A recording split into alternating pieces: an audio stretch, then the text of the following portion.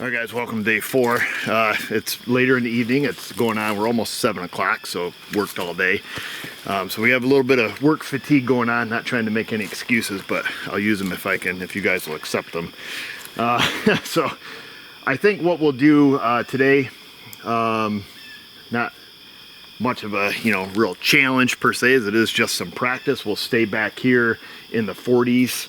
41, 42 yards, something along those lines. We'll shoot the peeing bear. That's what I call it. It looks like he's over there peeing in the bushes. But it's the standing black bear. It's facing away. Now, I don't actively pursue black bears, hunting. We have kind of an agreement. You leave me alone, I leave you alone. And that's how we do that. So I can't really give a lot of advice on, where to hit them in the vitals. According to the YouTubes, people hit them more center mass than they would like just behind the shoulder type stuff. But like I say, I don't actively pursue them. If it was a perfect situation, I may elect to take one. We do have tags. We are allowed to take a single black bear during, bow, muzzleloader, gun, any of those seasons. And they are quite plentiful. We often see black bears when we're bow hunting. But yeah, that's it. We're going to shoot the standing black bear. For lack of a better place to aim, I'm just going to kind of go middle of the insert and hope for the best. All right, got the camera down there running. Here we go.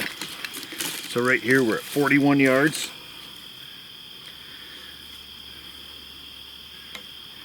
Just going to try to go insert, but it's kind of just guessing. I'm pretty sure I know where it is in there. I've shot that target plenty of times, but just the lighting, it's kind of tricky. You cannot see any definitive outline, and shooting this bow without a lens, is what it is.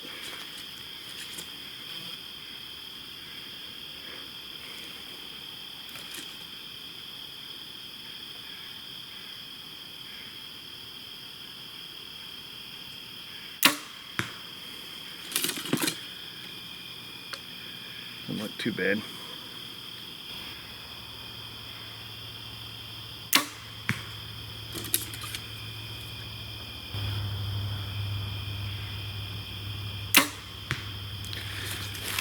I think I should just quit. If that's as good as it looks. I don't know if they're in the insert, but it looks like it stuffed them in there. We'll just call it quits. This is the new 3-arrow challenge, guys. Thanks for watching.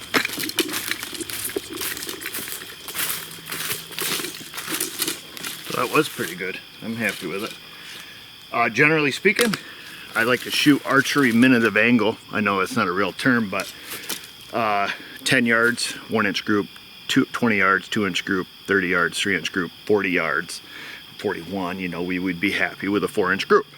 That's my personal, that makes you happy.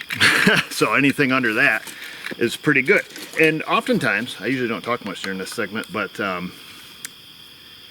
oftentimes something like that is very encouraging, because that lets you know you and the equipment have the potential to shoot well. Whether you do every time or not, that's another story, which we will see. The rest of the 12 shots will not go that well, more than likely.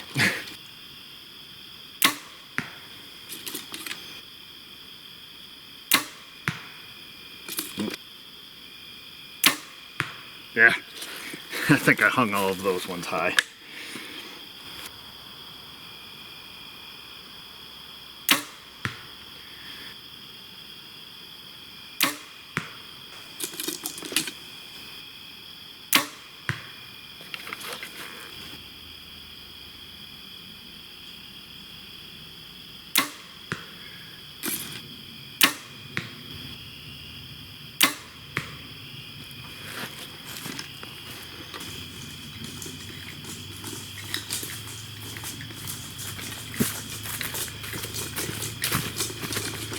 All right, that was 12, so 3 more.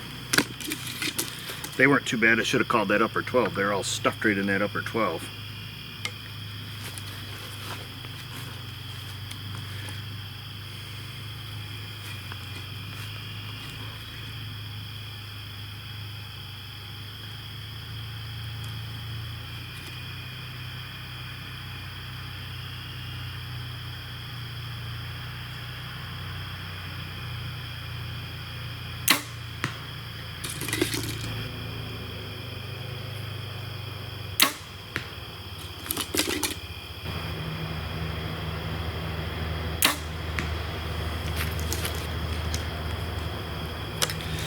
that's it. Let's go have a gander. Looks like Trinity's coming down the hill on the four-wheeler. Now you see why I call it the peeing black bear. Hey, those aren't bad at all. Yeah, I can't really complain about that. So that's probably, I don't know, 1.5 inches all the way around. So I'm pretty happy with that. And it doesn't always work like that, folks. But I'll take it, folks. Anytime I'm shooting well, I'm always happy to put that one in the bank. So pretty happy with how I shot on that. Every group was under 4 inches, and that's my personal that's my personal achievement, or that's my personal goal that tells me I'm doing as good as I want to. And like I say, you know, that 4 inches at 40, 5 inches at 50, and so on out to 100. You know, if you can shoot a 10-inch group at 100, I would say that's pretty exceptional. For myself, you know, other guys, like I say, they just want, you know, them shafts smacking the whole time out there, which I just don't have the ability to do. I think my equipment has the ability. I personally don't, and we're the biggest variable when it comes to that.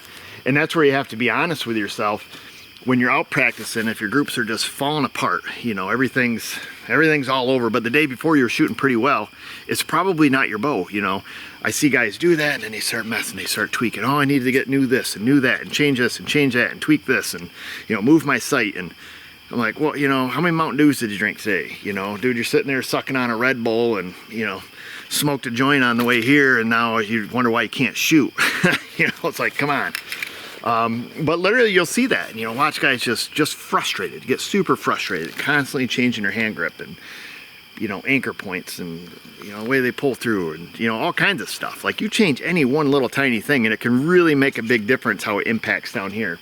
And generally speaking, as soon as that shot breaks, I know if it's going to hit, you know, where I'm pointing or not, based on, you know, whatever I'm doing. There's so many influences you can have on it as a human. I mean, like I say, these are just mechanical machines. You put this in a hooter shooter, which is an official name for a, you know, arrow shooting machine. These things will just poke holes all day long, same hole. So we're the variable. I'm going to answer just a couple questions that I've been getting. One question that I get a lot, which I guess I didn't cover, and I say a lot, probably 5 or 6 times, is what release am I shooting? So this is the Stan Onyx. This is not my favorite release. My favorite release is actually the Stan's Perfect Heavy Metal, which I have here. It's my backup. So this is my OG. This is my release I very first started shooting with when I switched to a thumb button. They quit making it, and it freaked me out. I'm like, what happens if I lose it or if it breaks? And it's always nice to have a backup. So I went with a very similar, this is the Stan Onyx. I like Stan releases. They're made, you know, right here in the US, they're made very well, but this is what I shoot. It is the clicker. I do not shoot it with the clicker turned on because it just gives me too much target panic. So I don't shoot it with the clicker. And I get that question, and the other question that I get is what broadheads am I going to be shooting? And this year I'm shooting some Iron Will single bevel broadheads. Fixed blade, I'm a big fixed blade guy. I like to eliminate as many variables as I can when I'm out hunting. That's why I don't shoot a clarifier or a verifier. I don't shoot a lens. I shoot fixed pins. I don't fiddle with my sight. And I like to shoot a fixed blade broadhead on a standard diameter arrow. So it's about as basic as you can get, you know, for shooting a compound. That was the question I have there. And also people asked if I'm going to be shooting broadheads. So am I going to practice with my broadheads because they fly differently? Yes, I will. And I think it's safe to mention that prior to coming out, prior to shooting, I've already tuned my bow.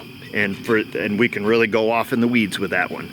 Yeah, one of the string harnessers already broke and the top one's gone. So yeah, these things are junk. I'll tell you what brand they are so you don't buy them. Finish taking that one off. Your bow, if you're out here practicing and your bow is not tuned and you're going to shoot fixed blade broadheads, you're going to be very disappointed because you're going to be bang on with your field points. And as soon as you take this field point off and you screw a fixed blade broadhead on here, that's like screwing a set of vanes onto the front of your arrow. So now all of a sudden you could have arrows that fly high, fly low, left or right, because your bow's not tuned. Your center shot isn't correct on your bow.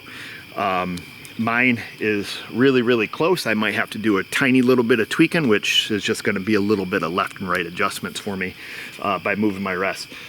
So I can't really show you guys that, how to tune it, because this bow is already pretty well there.